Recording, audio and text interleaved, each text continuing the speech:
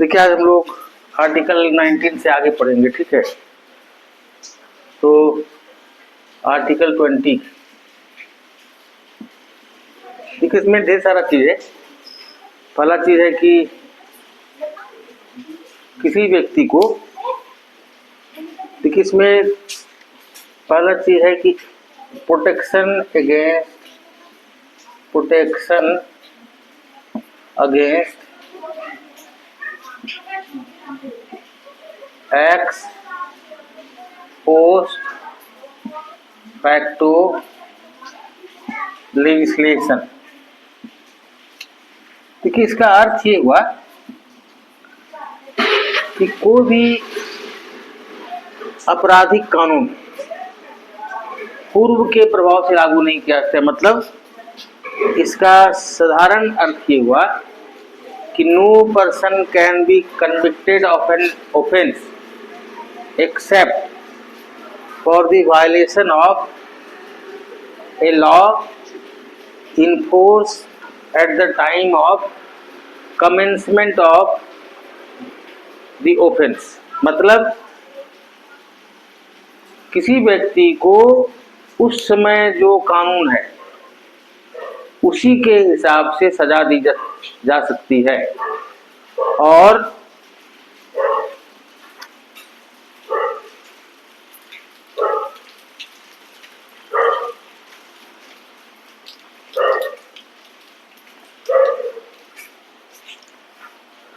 क्या बता रहे थे कि किसी व्यक्ति को जिस समय कोई अपराध किया गया है उस समय जो कानून था उसी के अनुसार सजा दी जा सकती है। पहली चीज ये है, इसी को कहा गया protection against x post facto legislation. मतलब आप कोई आपराधिक कानून बनाएंगे तो उसको आप ऐसा नहीं करेंगे कि ये अभी मान लीजिए कि आज 20 अगस्त है, ठीक है, तो आप किसी चीज की सजा है 2 साल, तो आज आप कोई कानून पास कर देंगे कि अब सजा 5 साल, और इसको ऐसा नहीं कर देंगे कि आप ये 1 जनवरी 2020 से लागू होगा। ऐसा नहीं हो सकता है। जिस समय अपराध किया गया है उस समय जो कानून है उसी के हिसाब से सजा मिलेगी। अगर कानून में कुछ ढील दी जाती है तो उसका फायदा मिल सकता है, लेकिन उसको पहले मतलब ऐसा कि बाद में कोई कानून पास करके उसको उस हिसाब से दंडित नहीं किया जाता। मतलब सिंपल है कि अपराध इसमें किया गया उसमें के कानून के हिसाब से किसी को दंडित किया जाएगा। दूसरा है प्रोटेक्शन अगेंस्ट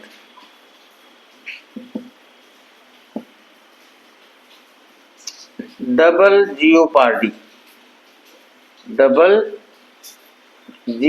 इसका क्या मतलब हुआ? इसका सिंपल टर्म में इसका मतलब हुआ कि no person can be punished more than once for the same offence. मतलब किसी व्यक्ति को एक ही अपराध के लिए दोबारा दंडित नहीं किया जाता। जैसे मान लीजिए किसी व्यक्ति को किसी की हत्या के आरोप में 15 साल 14 साल की सजा होगी, 14 साल की, और जिसकी हत्या के आरोप में उसको सजा दी गई है वो आदमी जीवित है। बाद में जब वो जेल से निकलेगा तो उसकी अगर हत्या वो करता है तो उसको दोबारा आप दंडित नहीं कर सकते, क्योंकि उसके हत्या के आरोप में तो उसको सजा मिल चुकी है। तो एक ही आदमी को दोबारा कैसे मारा सकता है? तो इसीलिए कहा गया कि no person can be punished more than once for the same offence. मतलब किसी व्यक्ति को एक ही अपराध के लिए दोबारा दंडित नहीं किया जाता है। तो ये हो गया 2 चीज। अब इसमें एक तीसरी चीज है। तीसरी चीज ये है कि no person can be compelled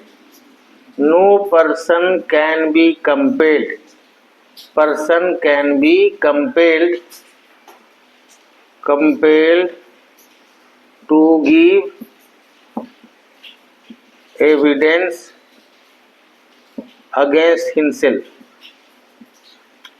मतलब किसी भी व्यक्ति को अपने ही विरुद्ध साक्ष्य देने के लिए बाध्य नहीं किया जाता है। या no person can be compelled to be witness against himself. अब साक्ष्य मतलब क्या हुआ, मतलब किसी व्यक्ति को अपने विरुद्ध साक्ष्य देने के बाद नहीं किया सकता, मतलब किसी भी तरह का साक्ष्य, ओरल, रिटर्न या किसी तरह का आप उसको कंपेल नहीं कर सकते, उसको मजबूर नहीं कर सकते हैं उसको। तो यही है आपका आर्टिकल 20।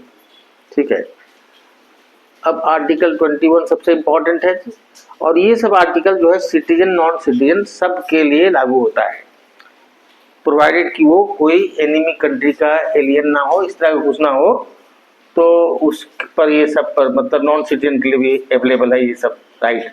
अब article 21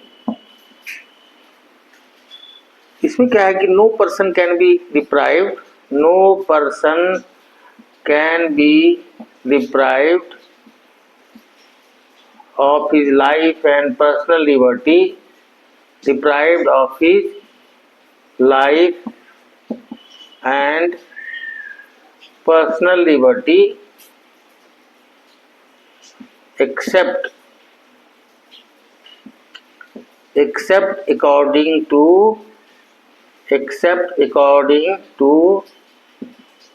the procedures established by law। अब देखिए क्या है इसका अर्थ कि किसी व्यक्ति के ये right to life and personal liberty हुआ, सिंपल चीज कि आपका जीवन है इसको कोई ले नहीं सकता है, ठीक है, और आपके व्यक्तिगत स्वतंत्रता का हनन कोई नहीं कर सकता है नॉर्मली। लेकिन आपने कुछ अपराध किया है तो आपकी व्यक्तिगत स्वतंत्रता का हनन होता है कि आपको कहीं जेल में बंद किया जाता है, ठीक है। दूसरी चीज कि आपका जीवन भी दिया जाता है, जैसे कोई हत्या किया, किसी का एकदम हीनस क्राइम किया, तो ऐसी स्थिति में आपको पता होगा कि उसको मृत्युदंड, डेथ पेनल्टी भी दी जाती है। तो कहने का मेरा मतलब ये हुआ कि नॉर्मली किसी की जान कोई नहीं ले सकता है, कोई नहीं ले सकता है, और आपकी जान सरकार ले सकती है तब जब आप किसी प्रोसेस के तहत, मतलब कोई कानून का उल्लंघन किए हैं, किसी की हत्या की है, कुछ इस तरह का किए हैं, कानून का उल्लंघन से मेरा मतलब है किसी की हत्या, तो ऐसी स्थिति में आपका जीवन लिया जाता है। अदरवाइज आपका जीवन सबसे कीमती है, इसको आपसे कोई अलग नहीं कर सकता है, ठीक है। तो ये हुआ। अब ये क्या है ना, इसका जो है स्कोप बहुत ज्यादा है। पहले जब हमारा देश थोड़ा गरीब था, मतलब ज्यादा गरीब था, गरीब तो हम लोग अभी भी है, तो ज्यादा गरीब था, तो उस समय इसका एकदम नैरो इंटरप्रिटेशन होता था। अब धीरे धीरे इसका इंटरप्रिटेशन ब्रॉड होने लगा, ब्रॉड और काफी कम्प्रिहेंसिव। अब जीने का मतलब क्या हुआ, जीने का मतलब हुआ कि ह्यूमन डिग्निटी के साथ जीना, ठीक है। जीने का मतलब हुआ स्वस्थ होकर के जीना। तो ह्यूमन डिग्निटी जब तक आप पढ़े लिखे नहीं है तब ह्यूमन डिग्निटी तब तक नहीं हो सकता है। तो इसलिए राइट टू एजुकेशन को, मतलब शिक्षा के अधिकार को, आर्टिकल 21A के अंतर्गत इसको फंडामेंटल राइट का दर्जा दिया गया by right to education, by इसको 86 अमेंडमेंट के द्वारा इसको फंडामेंटल राइट बनाया गया, ठीक है। तो दूसरी चीज आपको बताया राइट टू, अब आपको स्वस्थ होकर जीने का अधिकार है, तो राइट टू हेल्थ आपका अधिकार हो गया, राइट टू प्राइवेसी आपका अधिकार हो गया। अब तो इस तरह से इसका बहुत ज्यादा अब ब्रॉड इंटरप्रिटेशन होता है, और कोर्ट भी इसमें बहुत लिबरल रूप से काम करती है, ठीक है। तो ये हो गया आपका right to life and personal liberty. अब पर्सनल लिबर्टी से मेरा मतलब है, इससे आपका भोजन आप क्या करेंगे वो आपका डिस्क्रिप्शन है, आप कपड़ा क्या पहनेंगे वो आपका डिस्क्रिप्शन है, अनलेस कि आप कुछ इस तरह का आउट ऑफ वे जा करके जो सोसाइटी को के अनुरूप नहीं है, जो ऑब्सीन है, कुछ इस तरह का इनडिसेंट है, कुछ उस तरह का नहीं पहन सकते। अदरवाइज आपका आप बाल बढ़ा करके रखेंगे, छोटा करके रखेंगे, मुड़ा कर रखेंगे, दाढ़ी बना कर रखेंगे, दाढ़ी बढ़ा कर रखेंगे, तो आपका पर्सनल लिबर्टी है, ठीक है। तो ये हो गया आपका राइट आर्टिकल 21। अब क्या है ना आर्टिकल 22। अच्छा, इसमें 21 में कुछ और चीजें, कि जैसे आजकल जैसे बताया कि इसका बहुत ब्रॉड इंटरप्रिटेशन होता है, तो अभी कोर्ट के द्वारा, सुप्रीम कोर्ट के द्वारा ये कहा गया है कि राइट टू प्राइवेसी जो है, निजता का अधिकार, वो आपका फंडामेंटल राइट है। तो ये सब चीज और बहुत ज़्यादा इसका इंटरप्रिटेशन हो रहा है ब्रॉड, ठीक है। अब आर्टिकल 22 देखिए इसमें क्या है, इसमें कहता है when if a person is arrested और detained he shall be produced before a nearest magistrate within 24 hours of his arrest and shall be and cannot be detained beyond that period of 24 hours without the permission of the magistrate, ठीक है। and he shall be informed of the ground of his arrest। Hindi में समझिए कि अगर किसी व्यक्ति को गिरफ्तार किया जाता है तो उसको 24 घंटे के अंतर्गत जो निकटतम मजिस्ट्रेट होगा उसके समक्ष प्रस्तुत किया जाएगा और मजिस्ट्रेट की अनुमति के बगैर 24 घंटे से ज़्यादा उसको गिरफ्तार करके नहीं रखा जा सकता है। दूसरी चीज इसमें आपको ये बताया कि he shall be informed of the ground of his arrest within 24 hour of his arrest. तो आपको ये बताया जाएगा कि आपको किस कारण से गिरफ्तार किया गया है। और इसमें एक और चीज है कि such person shall have the freedom to hire an advocate of his own choice, मतलब उस व्यक्ति को अपने मनोनुकूल वकील रखने की आज़ादी है, ठीक है। तो इसमें क्या क्या बताया आपको, पहला बताया कि जब किसी व्यक्ति को गिरफ्तार किया जाता है तो उसको 24 घंटे के अंदर निकटतम मजिस्ट्रेट के समक्ष प्रस्तुत किया जाएगा, ठीक है। और 24 घंटे के बाद मजिस्ट्रेट की अनुमति के बगैर उसको गिरफ्तार करके रखा नहीं जा सकता है। और उसको 24 घंटे के अंदर ये बताना पड़ेगा कि किस कारण से उसको गिरफ्तार किया गया है और उसको अपने हिसाब से वकील रखने की स्वतंत्रता है। अब देखिए ये जो बताया 24 घंटा, उसमें वो टाइम इंक्लूडेड नहीं है जो उसको अरेस्ट करने के स्थान से मजिस्ट्रेट तक लाने में खर्च हुआ है। जैसे मान ली कोई दिल्ली का व्यक्ति है, उसको गोवा में अरेस्ट किया गया, तो गोवा से जब उसको लाया जाएगा तो ऑब्वियसली टाइम लगेगा, तो वो टाइम उसमें इंक्लूड नहीं रहेगा कि 24 घंटा हो जाएगा। तो गोवा में मजिस्ट्रेट जो होगा उससे ट्रांजिट रिमांड लिया आता है, मतलब उसको ये बताया आता है कि हम इसको दिल्ली ले जा रहे हैं, तो उसके आधार पर उसको दिल्ली ले जाएगा, उसके फिर तब दिल्ली में मजिस्ट्रेट के सामने उसको प्रस्तुत किया जाएगा। अगर मान लिया ऐसा हो जाए कि किसी व्यक्ति को सैटरडे को गिरफ्तार किया गया, संडे को तो संडे है कोर्ट बंद, मंडे को 2 अक्टूबर है तो भी बंद, फिर मान लीजिए ट्यूसडे को कुछ विजयादशमी है, वो छुट्टी है, तो सबसे पहले लेना देना नहीं है। आप मजिस्ट्रेट जहाँ भी होगा उसके घर पर जाना है, क्यों न पड़े उसको आपको मजिस्ट्रेट के पास ले जाना है 24 घंटे के अंदर। अब क्या ये सब जो बताया जितना चीज अभी हम, ये सारा नियम कानून केवल ऐसे व्यक्ति पर लागू होता है जिसका डिटेंशन प्यूनिटिव डिटेंशन है। प्यूनिटिव डिटेंशन, अब हम आपको ये बता देंगे कि डिटेंशन 2 तरह का होता है, प्यूनिटिव डिटेंशन और प्रिवेंटिव डिटेंशन। प्रिवेंटिव डिटेंशन, ठीक है।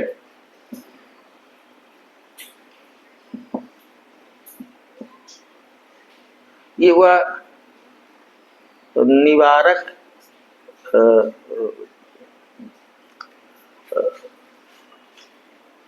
बंदी बनाना, ठीक है। इसको अब हिंदी इसका एग्जैक्ट तो हमको नहीं आ रहा है अभी, आपको इसका बताते हैं क्या क्या क्या चीज है ये।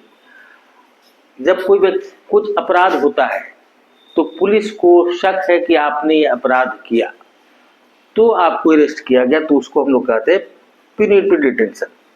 मतलब अपराध होने के बाद जब किसी व्यक्ति को गिरफ्तार किया जाता है तो उसको कहते हैं प्यूनिटिव डिटेंशन। अब प्रिवेंटिव डिटेंशन का मतलब ये हुआ कि अपराध हुआ नहीं है, फ्यूचर में अपराध हो सकता है, तो ऐसी स्थिति में जब किसी व्यक्ति को गिरफ्तार किया जाता है तो उसको कहते हैं प्रिवेंटिव डिटेंशन। तो आपको जो ये बताया 24 घंटे के अंदर मजिस्ट्रेट समक्ष प्रस्तुत किया जाएगा और उसको उसका बताया जाएगा कि उसको किस कारण से अरेस्ट किया गया है वगैरह वगैरह, तो ये सब इस पर लागू होता है। इस प्रकार के डिटेंशन पर ये लागू नहीं होता है, ठीक है। जैसे इस प्रकार का अरेस्ट में क्या होता है कि इसके लिए स्पेशल कोर्ट का गठन होता है, तब उस पर विचार किया जाता है और उस पर अलग नियम कानून है। तो प्रिवेंटिव डिटेंशन के पर मतलब वो नॉर्मल लॉ लागू नहीं होता। प्रिवेंटिव डिटेंशन फिर क्या है कि इसके लिए कई तरह का कानून बनाया गया है भारत में, तो अलग अलग कानून के हिसाब से इसमें आपको अरेस्ट किया जाता है, तो वो बताना पड़ता है बाद में कि किस कानून के अंतर्गत आपको गिरफ्तार किया गया। तो भारत में इस तरह का कानून, कई कानून बनाया गया पहले, जैसे NSA, ये हुआ national security act, national security act, ये हुआ maintenance of internal security act. उसी तरह से कानून होता है कोफेपोसा, इसको कहते हैं conservation of foreign exchange and prevention of smuggling act. उसी तरह एक कानून होता है, इसको आप सुने होंगे Tada, terrorism and disruptive activity act. उसका पोटा, प्रिवेंशन ऑफ टेररिज्म एक्ट। उसके बाद UAPA, unlawful activity prevention act, UAPA। तो इन सब के कानून के अंतर्गत जब किसी को गिरफ्तार किया जाता है तो उस पर ये नॉर्मल जो बताया नियम कानून लागू नहीं होता है, ठीक है। एक और चीज है, इसको हम लोग, ये कानून हुआ करता था भारत में, अभी पता नहीं है कि नहीं, एसेंशियल सर्विसेज मेंटेनेंस एक्ट, ठीक है। तो इन सब कानून के अंतर्गत किसी को अगर भी गिरफ्तार किया जाता है तो 24 घंटे वाला नियम लागू नहीं होता है, उसके लिए आपको स्पेशल कोर्ट का गठन होता है और उसके बाद उसी हिसाब से ट्रायल होता है और ये लंबी प्रक्रिया होती है, ठीक है। तो अब हम लोग 22 के बाद 23 वगैरह पढ़ेंगे। अभी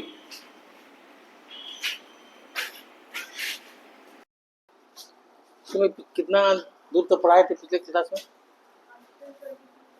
22। तभी हम लोग पढ़ेंगे आर्टिकल 23 से, ठीक है।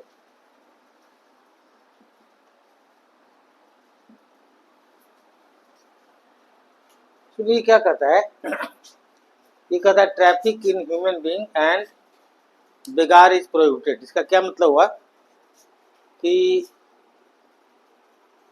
मानव का खरीद बिक्री और बेगार, बेगार मतलब फोर्स लेबर, फोर्स लेबर मतलब आप बिना पैसा दिए किसी से काम करवा रहे हैं जबरन, उसको कहते हैं हम लोग बेगार या पोस्ट लेबर, ठीक है। तो ये वर्जित है। और बॉन्डेड लेबर, ये सब जो हमारे था ना, बंधुआ मजदूरी, ये सब के लिए बनाया गया था एक कानून, तो ये सब अलाउड नहीं है, ठीक है। अब है आर्टिकल, तो आप लोग लिखे नहीं, लिख लीजिए, क्या लिखना है, लिखिए लिखिए, लिखिए आर्टिकल 23।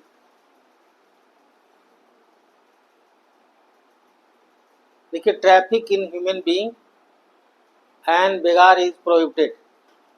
हिंदी में लिखिए, मानव का खरीद बिक्री एवं बेगार वर्जित है। Traffic in human being and begar is prohibited. मानव का खरीद फरोख्त एवं बेगार वर्जित है। तो हम आपको जैसा बताएं कि ह्यूमन बीइंग जो है मतलब आदमी, वो कोई कॉमोडिटी नहीं है, मतलब कोई वस्तु नहीं है कि इसको बेच दिया, उसको उससे खरीद लिया। ये सब पहले मिडाइवल पीरियड में खास करके होता था। बाजार में आदमी खरीदाता था, बिकता था, स्लेवरी था, दास प्रथा जिसको कहते हैं ना, जो कि फाइनली इंडिया में 1843 में वो ख़त्म हुआ था। इंडिया में अंग्रेज़ों के ज़माने में उसको ऑफिशियली मतलब लीगली ख़त्म कर दिया गया था। तो वो कहीं हो सकता है रहा होगा, अभी भी नहीं सुनते हैं कि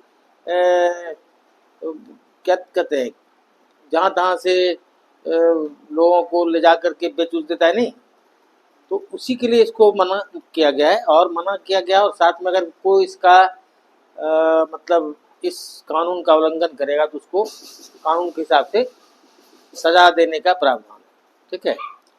अब नेक्स्ट है 24। अब 24 क्या कहता है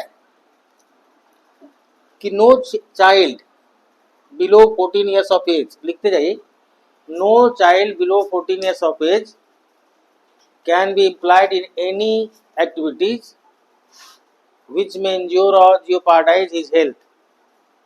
मतलब कि 14 वर्ष से कम उम्र के बच्चे को ऐसे किसी काम में नहीं लगाया जा सकता है जिसमें उसके स्वास्थ्य को हानि पहुंचे। No child below 14 years of age can be employed in any activity which में cause harm to his health, ठीक है, जिससे उसके स्वास्थ्य को क्षति पहुंचे। तो ऐसा है इसमें, लेकिन क्या है ना कि धीरे धीरे ये जब हमारे यहाँ 86 अमेंडमेंट आया, 86 अमेंडमेंट मतलब राइट टू एजुकेशन को फंडामेंटल राइट बना दिया गया, मौलिक अधिकार। तो किसी भी काम में ऐसा नहीं कि केवल ऐसा काम जो उसके हेल्थ को नुकसान पहुंचाए, कोई भी काम बच्चा करेगा पड़ेगा कैसे, तो इसलिए किसी भी तरह के काम में बच्चे को आप नहीं लगाया सकते, आप याद रखिए, चाहे वो उसके हेल्थ को नुकसान पहुंचाए या नहीं पहुंचाए। आप समझ गए। तो पहले था कि फलाना तरह का इंडस्ट्री तो इसमें उसमें नहीं कर सकते, ऐसा कुछ नहीं है।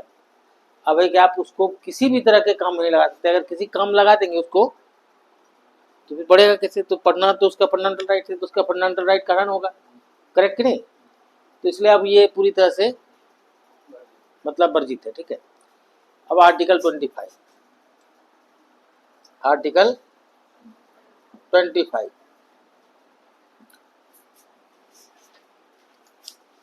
अब इसमें क्या है कि ये आर्टिकल कहता है कि एवरी वन, लिखते जाइए, every one is entitled to freedom of conscience and has the freedom to profess, propagate और propagate, ठीक है, और follow his own belief, faith, religion, worship etc. समझे। मतलब किसी भी व्यक्ति को पूजा अर्चना आस्था विश्वास की स्वतंत्रता का अधिकार है, ठीक है।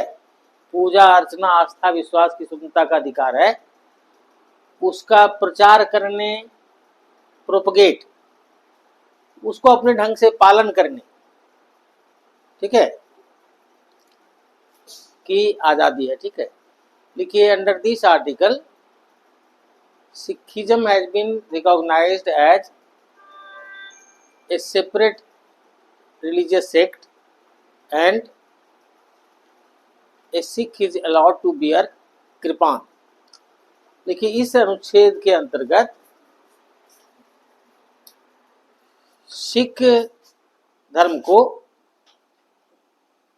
नहीं लिख पाए, क्या चीज नहीं लिख पाए। Under this article Sikhism is recognized as a separate religious sect and a Sikh is allowed to bear kripan.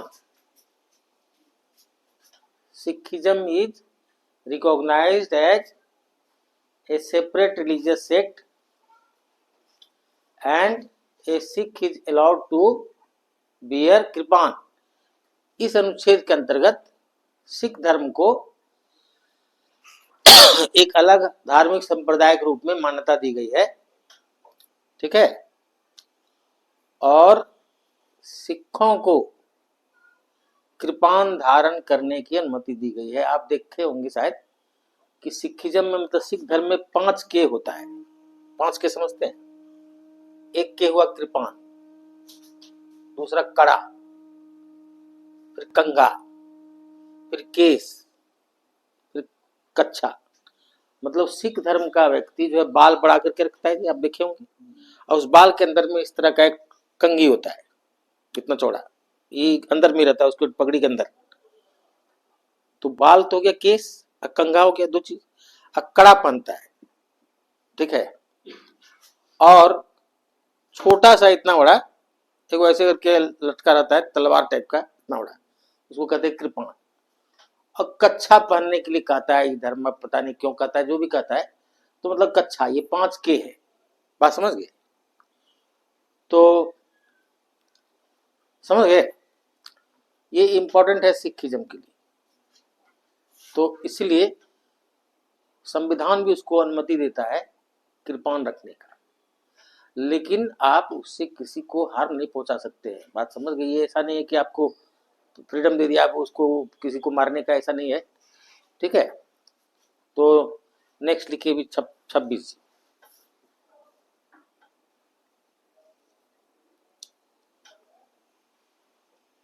देखिए कि एनी रिलीजियस सेक्ट इज या has freedom to, any religious sect has freedom to acquire or own property, establish and maintain their own religious institution and administer it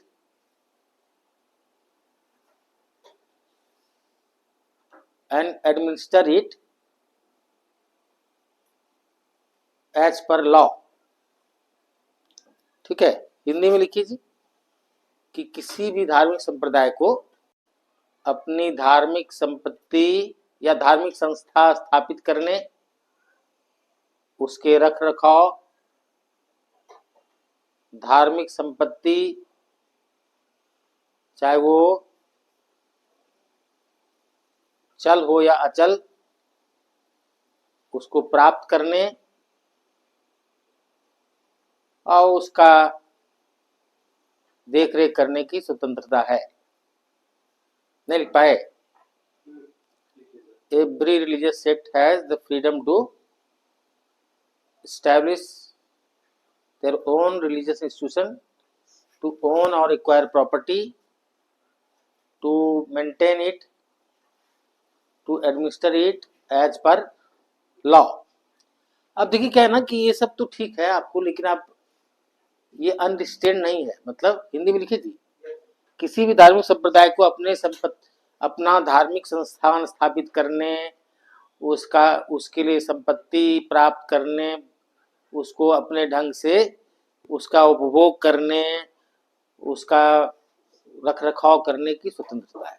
बात समझ गए?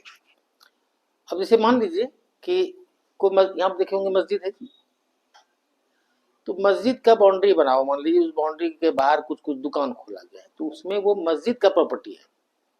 अब वो मस्जिद उसमें क्या चीज का दुकान खोलने की अनुमति देगा, वो उस धर्म का जो भी कंसर्न व्यक्ति है वो समझेगा कि उसका क्या उपयोग करना है।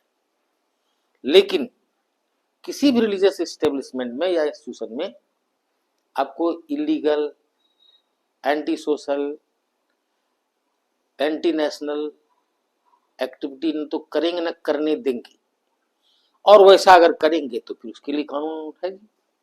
बात समझ गए ना? जैसे अब जैसे उसे करेंगे फिर लफड़ा हो जाएगा, ठीक है। नहीं, जैसे अब हम बोलने वाले थे कि गोल्डन टेम्पल में ढेर सारा लोग हथियार जमा करके रखा था, खालिस्तानी आंदोलन चल रहा था। अब हथियार रखा था, वहां से निकल के मार के अंदर घुस जाता था। तो सरकार जब परेशान हो गई तो क्या किया, गोल्डन टेम्पल में आर्मी को घुसना पड़ा। और आर्मी घुसना पड़ा तो किसी भी रिलीजियस इंस्टीट्यूशन में आर्मी क्यों घुसेगी? आर्मी का काम है देश की रक्षा करना, लेकिन वहां भी देश की रक्षा करना ही था, क्योंकि इतना लोग सामान जुटा लिया था। कहता है कि एक ब्रिगेड में बहुत सारा सैनिक होता है, तो उतनी सेना के लिए जितना असला हथियार होता है उतना लोग अंदर घुसा कर रखा था, समझे। और हमारा कितना मैरिन कमांडो होता है मार्कोस, वो मारा गया उसमें। उसके बाद जब देखा कि कोई उपाय नहीं तो गोल्डन टेम्पल को उड़ाना पड़ा, ध्वस्त कर दिया। फिर सरकार बनवा दी, ठीक है, लेकिन आप उस तरह करेंगे तो आपका ये सब फ्रीडम लागू नहीं होगा, समझे। धार्मिक संस्था है, उसका क्या काम है? धर्म का वही प्रोपगेट एंड चलना वगैरह जो आपको पढ़ा है, लेकिन आप उसका उपयोग करने लगेंगे दूसरे चीज के लिए, तब तो फिर लफड़ा है, नहीं। तो ये क्या बता रहे थे आपको, 26। अब 27 क्या है? 27 ये कहता है, समझे, कि no person can be compelled to pay taxes for the promotion of a particular religion। Hindi में इसको कहेंगे कि किसी भी व्यक्ति को, समझे, किसी विशेष धर्म की अभिवृद्धि के लिए कर देने के लिए बाध्य नहीं किया जाता है। No person can be compelled to pay taxes for the promotion of a particular religion. मतलब क्या हुआ इसका समझ लीजिए कि सरकार जो है, एक तो पहले आपको कोई रिलीजियस टैक्स नहीं लगा सकती है किसी खास धर्म के प्रमोशन के लिए। दूसरा, अब जैसे सरकार कोई रिलीजियस इस्टेब्लिशमेंट या इंस्टीट्यूशन, मंदिर मस्जिद बनवाने लगी, पैसे से, क्या कहते हैं, टैक्स पेयर के पैसे से, तो वो नहीं हो सकता है। मतलब सरकार आम आदमी के टैक्स के पैसे से को खर्च किसी खास धर्म के लिए नहीं कर सकती। मेरी बात समझ में आई? तो ये हो गया, क्या चीज हुआ, 27। अब 28 ये कहता है, पहले समझ लीजिए कि किसी भी शिक्षण संस्थान में जो सरकारी है, पहला। दूसरा, जो सरकार से मान्यता प्राप्त है, समझे। पहले तो कोई भी सरकारी शिक्षण संस्थान, उसमें किसी व्यक्ति को किसी खास प्रकार के धार्मिक निर्देश का पालन करने के लिए बाध्य नहीं किया जाता है। बात समझ में आएगी? कोई भी जो सरकारी शिक्षण संस्थान है उसमें किसी व्यक्ति को किसी खास धर्म के धार्मिक निर्देश का पालन करने के लिए बाध्य नहीं किया जाता है, पहला। अब शिक्षण संस्थान कई तरह का हो सकता है। जैसे एक तरह का शिक्षण संस्थान ऐसा होगा कि जो उसका सरकार से मान्यता प्राप्त है, ठीक है। दूसरा, जो सरकार से कुछ न कुछ मदद प्राप्त करता है, या वो किसी ट्रस्ट के अंतर्गत आता है लेकिन सरकारी कानून के अंतर्गत वो चलाया जा रहा है। बात समझ लीजिए, 4 तरह के शिक्षण संस्थान हो गया। पहला जो पूरी तरह सरकारी है, तो इसमें आप किसी तरह का धार्मिक निर्देश का पालन करने की किसी बात नहीं कर सकते। एक और जो बताया कि किसी ट्रस्ट या इंडोमेंट के अंतर्गत वो स्थापित किया गया है और सरकार के कानून के अंतर्गत चलता है, बस समझे। तो इसमें ये अनुमति है कि आप रिलीजियस इंस्ट्रक्शन के लिए किसी को कह सकते हैं, बात समझे। तीसरा तरह का क्या है कि जो सरकार से ग्रांट प्राप्त करता है, नहीं, या रिकॉग्नाइज्ड है। तो इसमें क्या है, इन दोनों तरह के शिक्षण संस्थान में आप वॉलंटरली मतलब स्वेच्छा से आप उसको पालन कर सकते हैं, अगर आपकी इच्छा है तो। पालन करने की नहीं इच्छा है तो बाध्य नहीं किया जाता है। बात समझे? तो 4 तरह का शिक्षण संस्थान है, लेकिन सरकारी शिक्षण संस्थान में किसी भी धार्मिक निर्देश का पालन करने के लिए किसी को बाध्य नहीं किया जाता है। तो इसको लिख लीजिए। देखिए, no person can be compelled to follow a particular religious instructions. No person can be compelled to follow a particular religious instruction in any educational institution owned by the government। किसी भी सरकारी शिक्षण संस्थान में किसी व्यक्ति को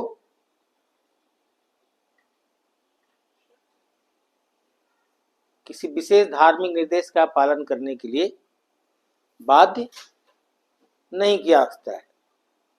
किसी खास धार्मिक निर्देश का पालन करने के बाद नहीं किया जा सकता है। समझ गए?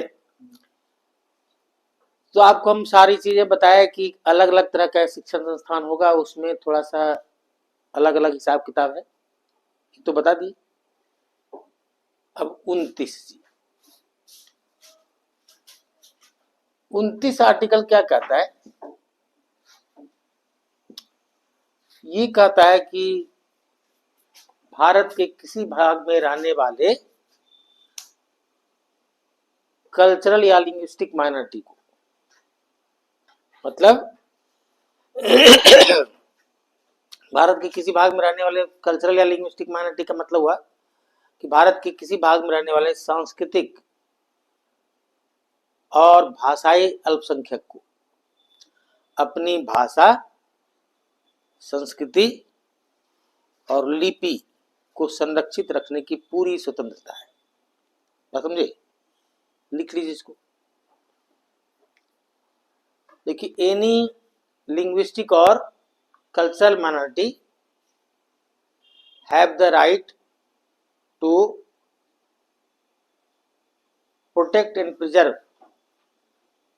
देयर कल्चर, लैंग्वेज और स्क्रिप्ट। ठीक है? इसके साथ साथ इसमें और मतलब किसी भी, हिंदी में लिखिए, किसी भी धार्मिक नहीं, किसी भी भाषाई या सांस्कृतिक अल्पसंख्यक को अपनी भाषा, लिपि और संस्कृति को संरक्षित रखने का की स्वतंत्रता है। लिख लिए? ठीक है जी? क्या नहीं लिखिए? Right to protect and preserve their own culture, language and script। इसके साथ साथ इसमें एक और चीज है कि किसी भी सरकारी संस्थान, शिक्षण संस्थान या सरकार से अनुदान प्राप्त करने वाले शिक्षण संस्थान में किसी भी व्यक्ति को भाषा आदि के आधार पर, भाषा धर्म के आधार पर प्रवेश देने से रोका नहीं जा सकता है। बात समझे? इसी में ये कि any educational institution owned by the government, in any educational institution owned by the government, no person can be denied admission on the ground of religion. बात समझे? तो ये हो गया जी 29। ठीक है? अब 30 ये कहता है, 30 कह रहा है कि any cultural or linguistic minorities have the right to establish educational institution of their own to protect and preserve their culture, script और language। ठीक है? किसी भी भाषाई या सांस्कृतिक अल्पसंख्यक को अपनी संस्कृति, भाषा एवं लिपि की रक्षा के लिए शिक्षण संस्थान स्थापित करने की स्वतंत्रता है। शिक्षण संस्थान स्थापित करने की स्वतंत्रता है। ठीक, नहीं लिख पाए? छूट गया है। 30 का बता रहे हैं, कैसे लिख लेंगे? तो ठीक है। अब इसमें एक चीज और है कि government can not deny to such education institution grant on the plea that it is meant only for a particular section of the society। मतलब ऐसे शिक्षण संस्थान में सरकार किसी तरह का अनुदान देने से इस आधार पर मना नहीं करेगी कि यह केवल खास तरह के लोगों के लिए। बात समझे? तो ये हम आपको सारा 30 तक बताए आर्टिकल, क्या चीज, फंडामेंटल राइट से रिलेटेड। अब इसमें एक और फंडामेंटल राइट था 31 में, जो अब नहीं है, वो था राइट टू प्रॉपर्टी। अब इसको हटा दिया गया है फंडामेंटल राइट की श्रेणी से, और अब इसको अनुच्छेद 300A में रखा गया है। अब ये फंडामेंटल राइट नहीं है, अब ये केवल लीगल राइट है हमारा। बात समझ गए? संपत्ति का अधिकार को अनुच्छेद 31 से हटा दिया गया, मतलब मौलिक अधिकार के श्रेणी से इसको अलग कर दिया गया, और अब इसे कहां दे दिया गया? 300A में, 301 नहीं, हाँ। और अब ये हमारा केवल कौन राइट है? केवल लीगल राइट है, मतलब कानूनी अधिकार है। समझे? अब है आर्टिकल 32, इसको 32 पढ़े, इसके पहले कुछ कुछ ही और आपको बता दे रहे हैं। देखिए,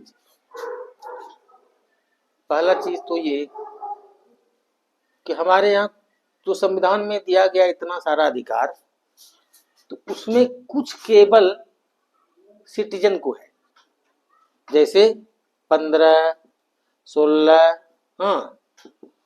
17, 18, 19, ये सब केवल और केवल सिटीजन के लिए, नागरिकों के लिए। लेकिन 20, 21, 22, 23,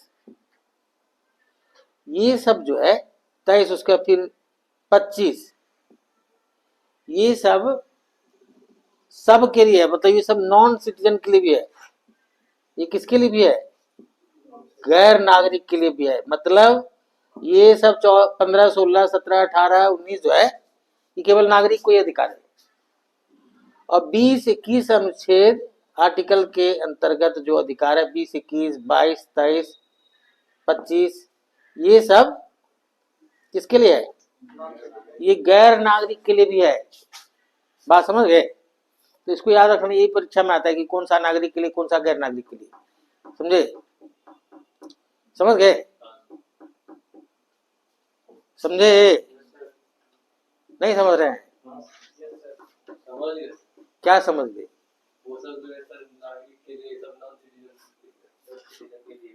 समझे?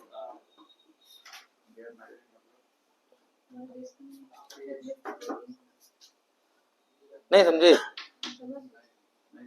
क्या चीज? गैर नागरिक मतलब भारत का नागरिक नहीं।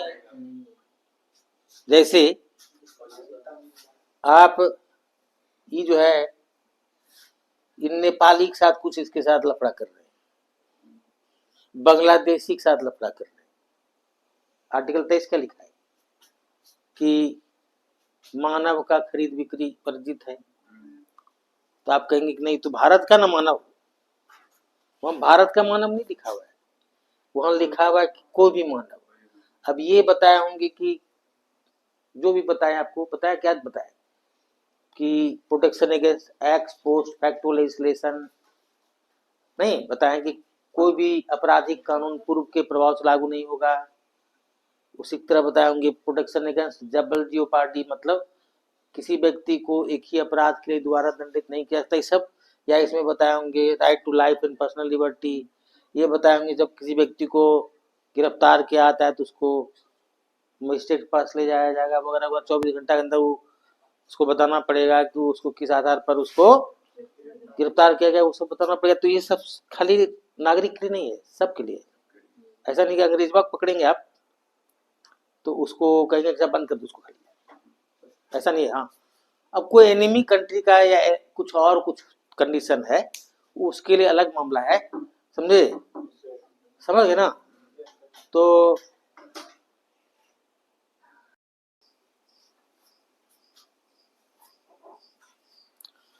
ठीक है, क्या बोल रहे थे। तो आर्टिकल 32 जो है इसको कहते हैं हम लोग राइट टू कस्टोडियल रेमेडी।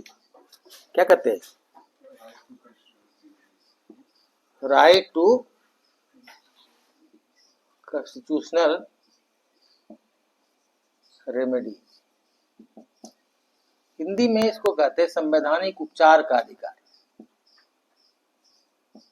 संवैधानिक उपचार का अधिकार ये बहुत इंपॉर्टेंट है। क्यों इंपॉर्टेंट है,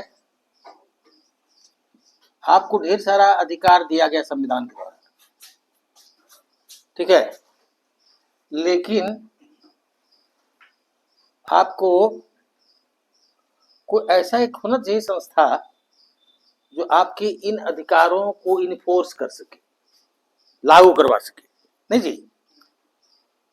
तो भारत में काम दिया गया है सुप्रीम कोर्ट और हाई कोर्ट दोनों को अंडर आर्टिकल 32। अब समझ लीजिएगा जरा एक चीज यहां पर कि क्या है ना कि जैसे आपको कोई भी आपके साथ लीगल इशू प्रॉब्लम आता है तो आपके पास ढेर तरह का कोर्ट है। जैसे मान लिया अभी हम आपको एक थप्पड़ मारी तो आप चले जाएंगे सुप्रीम कोर्ट, तो सुप्रीम कोर्ट पहले आपको मारेगी पूरा कि तुमको इतना सारा कोर्ट छोड़ करके तुम यहाँ आएगा।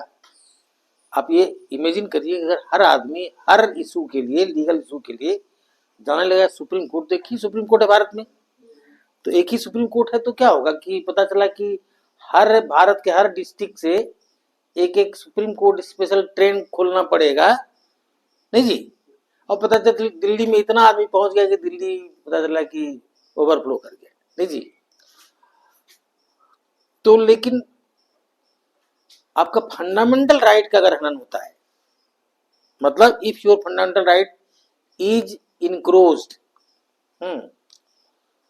या वायलेटेड, तो in that case you can directly approach to Supreme Court of India. मतलब अगर आपके फंडामेंटल राइट का हनन होता है तो आप सीधे सुप्रीम कोर्ट जा सकते हैं।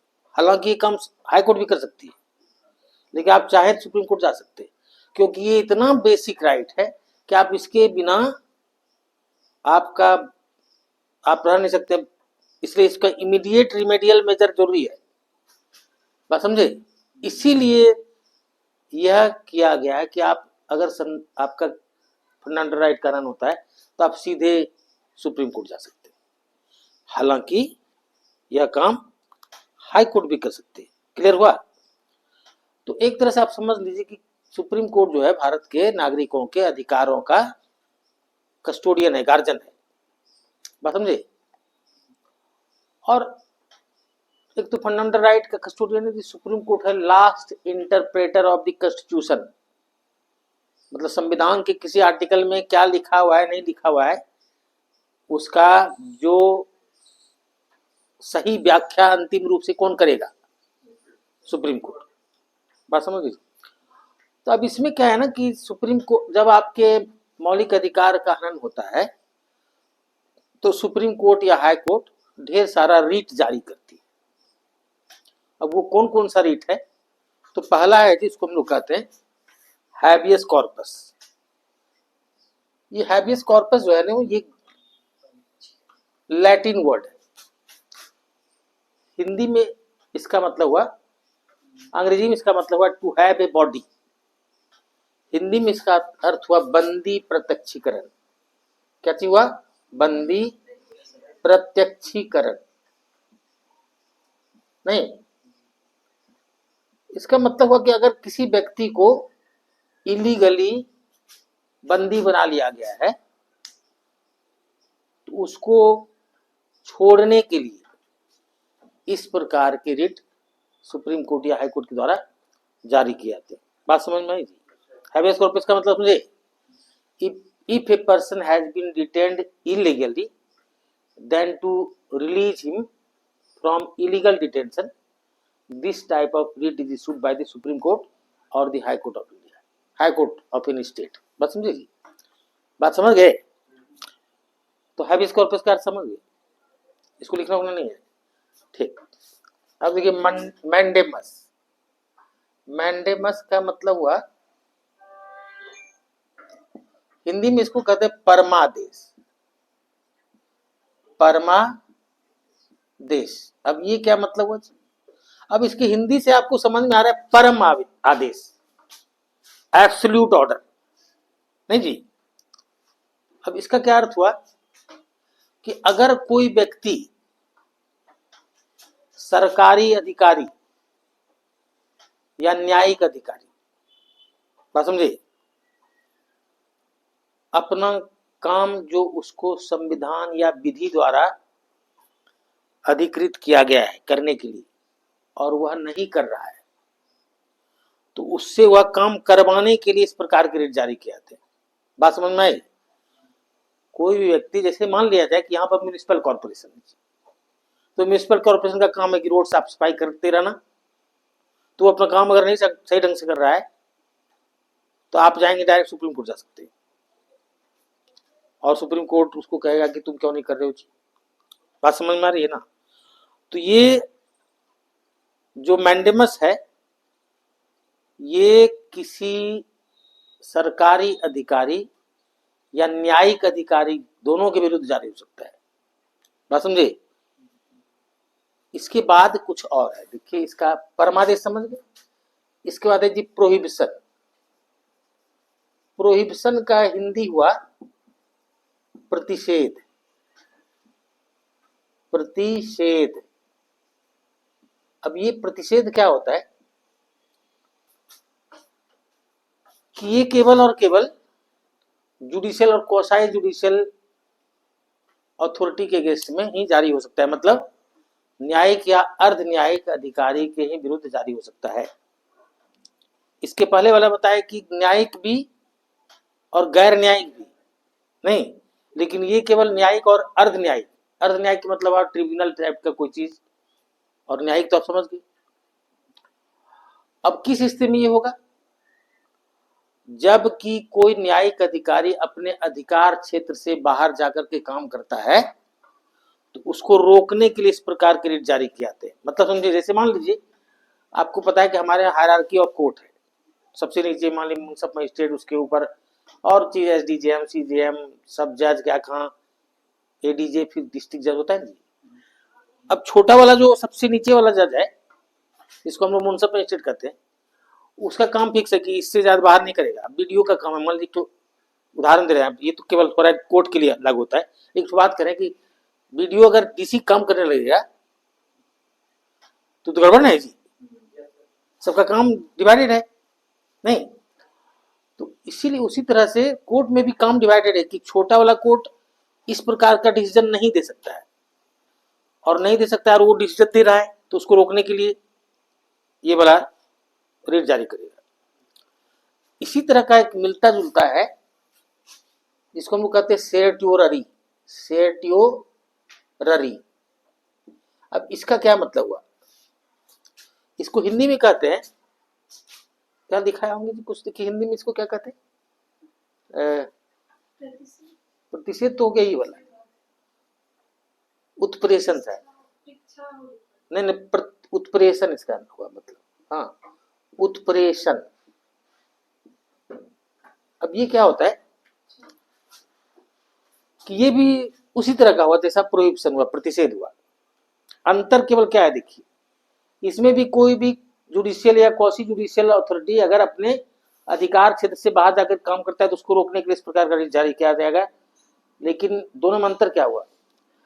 तो इसमें ऑर्डर पास नहीं हुआ है तब ही रोक दिया, और इसमें ऑर्डर पास हो गया है तब रोकेगा। जो वो ऑर्डर पास करने के लिए वो ऑथराइज नहीं है, वो ऑर्डर पास कर दिया तब रोकेगा, तो ये होगा। और इसमें ऑर्डर पास नहीं हुआ है तभी रोक देगा, मतलब अलग अलग स्टेज का खाली अंतर हुआ। ये पहले ही स्टेज पर रोक दिया, ये इसके बाद वाले स्टेज में रोका। बात समझ गए? हो गया प्रतिषेध और उत्प्रेषण। अब एक और चीज है जिसको हम लोग कहते हैं को वारंटो। को वारंटो का मतलब हुआ, देखिए जी, को वारंटो हिंदी में इसको कहते हैं अधिकार परीक्षा। अधिकार परीक्षा। अब ये क्या होता है जरा समझ लीजिए। अगर कोई भी व्यक्ति किसी पब्लिक ऑफिस को अनाधिकृत रूप से कब्जा किए हुआ है, तो उसको उस पद से हटाने के लिए इस प्रकार के रिट जारी किए जाते हैं। बात समझ? जैसे मान लिया जाए, जैसे एक केस आया था कभी कि कोई किसी पीसीएस का मेंबर था। अब हम जानबूझ के नहीं बताएंगे कौन सा पीसीएस का। तो वो क्या किया ना कि जब उसका चेयरमैन, उस पीसीएस का चेयरमैन किसी कारण चला गया जेल, तो अपने आप बन गया वो चेयरमैन। समझे? जैसे नहीं होता कॉलेज सब में कि प्रिंसिपल नहीं है कॉलेज में, तो जो प्रोफेसर है कोई सीनियर, वो अपने से बन गया कि प्रोफेसर इंचार्ज या प्रिंसिपल इंचार्ज, उस टाइप का। तो वो चीज नहीं है यहाँ पर। ये संवैधानिक पद है। क्या चीज जो बता रहे थे, पीसीएस का चेयरमैन की नियुक्ति कौन करता है? गवर्नर करता है। तो संवैधानिक पद है, तो अपनी मर्जी से आप उसमें नहीं कि हम सीनियर हैं तो अपने से हो जाएंगे चेयरमैन, ऐसा नहीं होता है। तो इस तरह का समझ गए इसका क्या, कहाँ पर ये लागू होता है कि कोई भी व्यक्ति अगर किसी पब्लिक ऑफिस को अनाधिकृत रूप से कब्जा किए हुआ है तो उसको उस पद से हटाने के लिए इस प्रकार का रिट जारी किया जाता है। क्लियर जी? तो आपको सारा मौलिक अधिकार खत्म हो गया जी। समझे?